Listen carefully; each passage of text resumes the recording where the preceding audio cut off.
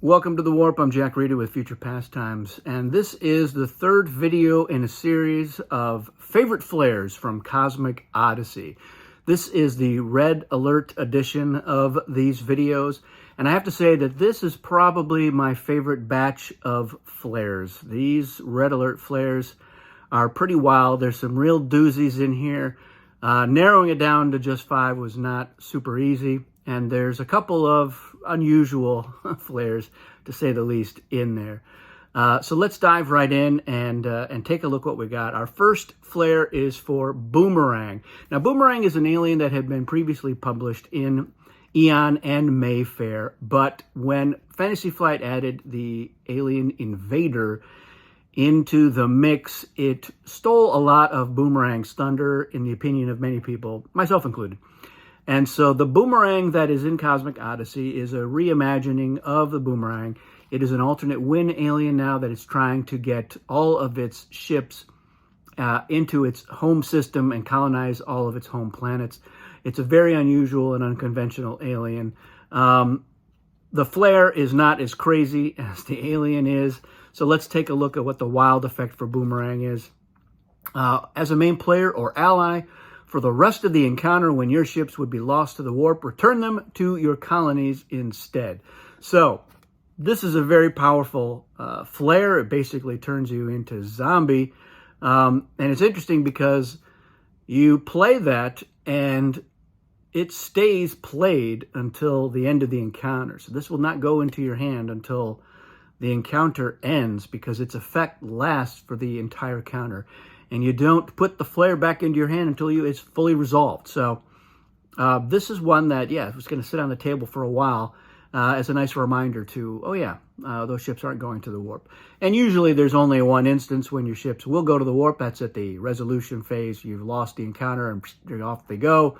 But as we know, there are many effects that can zap a ship or remove a ship and send it to the warp. And Boomerang is a great insurance against that. So a very powerful card. Our next one is one of my favorites in the whole game, and that is the Wild Geek. So Geek is a meta alien that can get another alien into the mix through a bit of trivia. You have a player, your opponent draws an alien that's not in the game and reads the short description. That's the one that's upside down at the top of the sheet. And if you can guess the alien, then you can use it as your buddy, as a kind of an extra alien, replacing a previous buddy if you already had one. So it's one of those aliens, again, that I love the aliens that come into the game mid-game and can possibly shake things up, change your fortunes. The Geek Wild takes a different tact here.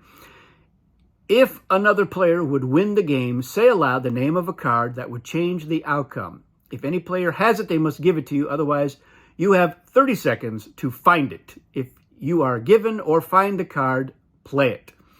Now, what's interesting about this card, I mean, it's a real Hail Mary. Like, oh, no, usually it's going to be like we need an Omni Zap or a Ship Zap or something like that. But there could be an unusual flare or some other effect in there. And, yeah, it also doesn't specify that card has to already be in the game. So kind of an unusual thing, a flare that's not in the game. If you know that flare, you have 30 seconds to find it. It may be in the box. You may have to do some digging, but this is a very chaotic and silly flare, which is why I love it. It is pure Cosmic Encounter. So it is quite possibly my favorite flare in all of Cosmicdom now. But these last three are also pretty good. Our next one is the alternate timeline Schizoid flare. So Schizoid's the alien that changes the object of the game. It is in Odyssey, it's become a true essence alien. The previous version of Schizoid had cards that were the same size as all the other cards that had win conditions, and you would secretly pick one. The alternate timeline one has one additional, but they're all essence cards, so they are the smaller ones. The original Wild Schizoid was the one that switches up your colors. You're like, oh, I'm going to take over red and you be blue now. And very controversial. A lot of people don't love that flare. I don't mind it, but this one is a little bit different. So If you are not using the double aliens variant, add it and draw and resolve a selection card, replacing any drawn aliens with game setup text.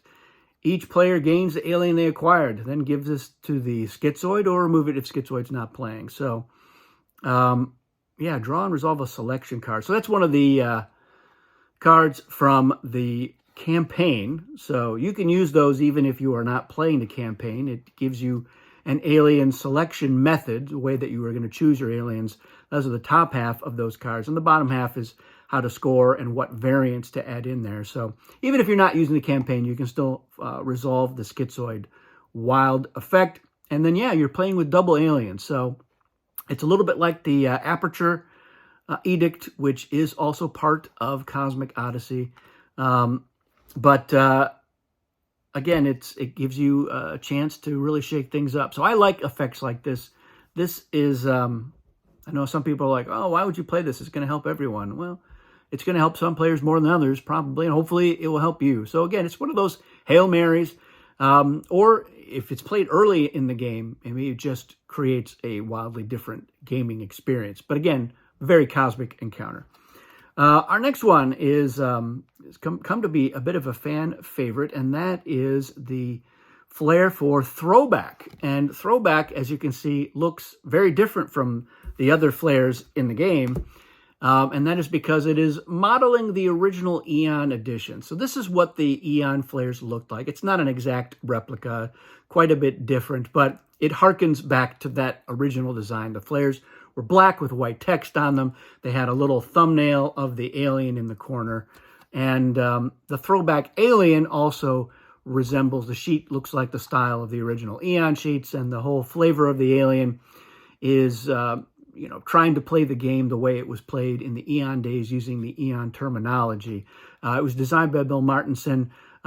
Everybody that I know who's seen it or played it pretty much loves it. Some people are like, oh, it's so intrusive. But that's just, jealousy rearing its ugly, tentacled head. So the Throwback flare works as such. The wild, you may unzap any zap, cancel the effects of any cosmic zap or card zap, a flare zap if you can find one, which you won't, or any other zap effect from an edict, which you probably call an artifact, yuck, yuck, and then discard this flare. Although the real Throwback can immediately snatch it from the discard pile.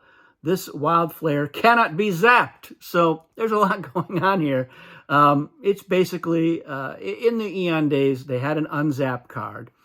So they didn't have card zap, but it was an unzap. So if you played a cosmic zap, or there were other things, there was a flare zap, you could unzap that. So this one works as a card zap, basically. And then it can't be zapped itself, which is nice. And then it has essentially the same sort of give this card to Throwback or discard it if not into play. Just kind of worded in a little more of a cheeky way, which, again, that's all Bill Martinson. So he knows Cosmic very well. And this is a great addition to the game. So it's one of my favorites. And then the last one is the flair for Zilch. So Zilch was an alien that was originally part of the Eon days. It's not really a published alien. It kind of it is. It never had a sheet, though. It was a way for somebody to play Cosmic Encounter with everyone else, but they didn't have a system or ships or a hand of cards. They would predict somebody that they think would win, and then they would look at stuff and kibitz and basically try to help the person that they picked to win so that they could win with them. And the new Zilch in Cosmic Odyssey does basically that, but it has a sheet. It has a little bit more going on. It's an essence alien, so it has a structure for how it can operate. It's a lot of fun. So there's never really been a Zilch flare before because it was not really an alien. It was kind of a pseudo-alien.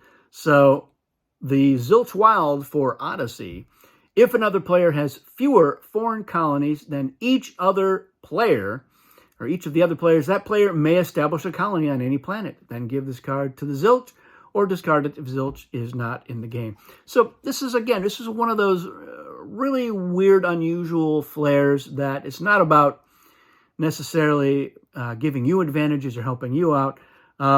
It's it's for helping somebody out, because it is if another player. So you can't help yourself with this zilch wild flare. You are helping someone else out. But you can get into a deal situation and you can say, hey, we can make this deal, and I can also play the zilch flare to sweeten that deal or to incentivize you to give you something really good, or who knows what. It opens up possibilities. And every once in a while, it's nice to have a card or effect that's just a nice thing. It's again, it's very unusual, but unusual things that break the norms, things that go against the grain, is really what Cosmic Encounter is about. It is why it's the best game that's ever been made, and that I love it so much. So let me know what you think of these 5 flares. If you have other Red Alert flares that you like more, I want to hear about that. Tell me any interesting stories with these flares, or any other flares, really, in the comments. And if you have any questions about any of these flares or their effects, fire away. That is it for this one. Thanks, everybody, for watching, and we'll see you again soon.